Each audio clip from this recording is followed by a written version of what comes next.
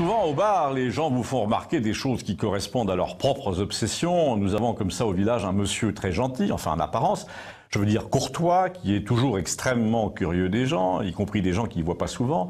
Et au début, vous pensez c'est normal, ça doit être un ancien vendeur, il sait se faire aimer, il sait qu'il suffit souvent de s'intéresser aux gens pour qu'ils vous aiment.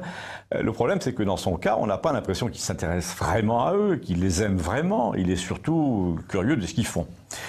Si vous a croisé l'avant-veille avec quelqu'un qui vous ressemble, il vous demande si c'est votre frère, mais surtout si vous lui avez parlé l'an passé de ce frère qui était entrepreneur, il se souvient exactement de ce qu'il faisait et avec qui, donc il vous demande si c'est bien lui qu'il a vu dans la rue l'autre jour avec vous. Ce qui prouve qu'il n'a rien oublié et ça fait un peu peur.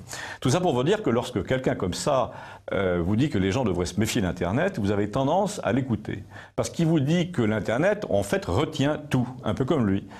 Ça, on le savait. On savait par exemple que les lycéennes devraient éviter de monter sur les tables en brandissant une bière d'une main et une bouteille de vodka de l'autre, habillées en jupe de cuir rouge avec des bas noirs, parce que ça fait mauvais genre 7 ans après quand on cherche du boulot. Mais on ne s'avisait pas que l'indexation des faits, des photos, des déclarations, des écrits sur Internet avait un poids politique aussi considérable.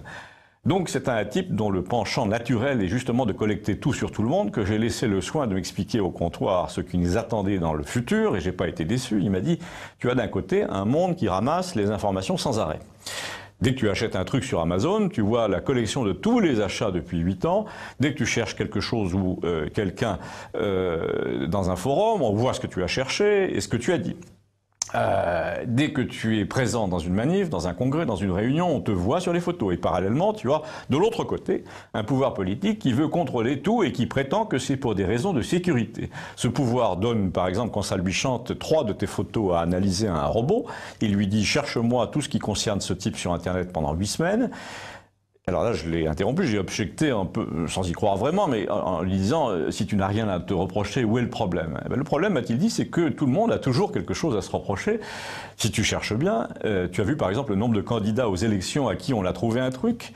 Et moi, j'ai naturellement répondu, pour la plupart, c'est qu'il y avait quand même des trucs à trouver. Alors il me dit, mais je peux te prouver, moi, qu'on arrive à faire tomber à peu près qui on veut, parce qu'une fumée sans feu, ça se fabrique. Et là, j'ai pas très aimé le « on ». Il prouvait que j'avais affaire à une sorte d'ancien espion. D'ailleurs, tout le monde l'a soupçonné il y a 10 ans de faire partie des renseignements généraux. Il me dit, c'est assez simple. Tu fais écrire quelque part, par quelqu'un sur Internet, que ton ennemi a été la proie de rumeurs d'antisémitisme, par exemple, qui se sont révélées sans fondement. Mais là-dedans, le fondement n'a strictement aucune importance. Le problème, c'est que pour les indexeurs de Google, tu es associé au mot antisémitisme et ça va rester.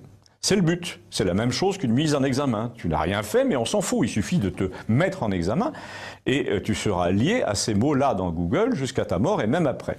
Du coup, on te fait perdre toute assurance devant un futur employeur, devant un électorat, devant l'opinion. Et les ficelles de tout ça sont tirées où? En Californie. Et là, il s'est interrompu et il m'a dit « Les gens qui savent faire ça sont capables de tout, y compris de faire élire un président français, par exemple. » Mais comme je suis un optimiste, je lui ai répondu « ou de le faire tomber ». Mais c'est vrai que quand même, vu comme ça, Internet fait un peu peur.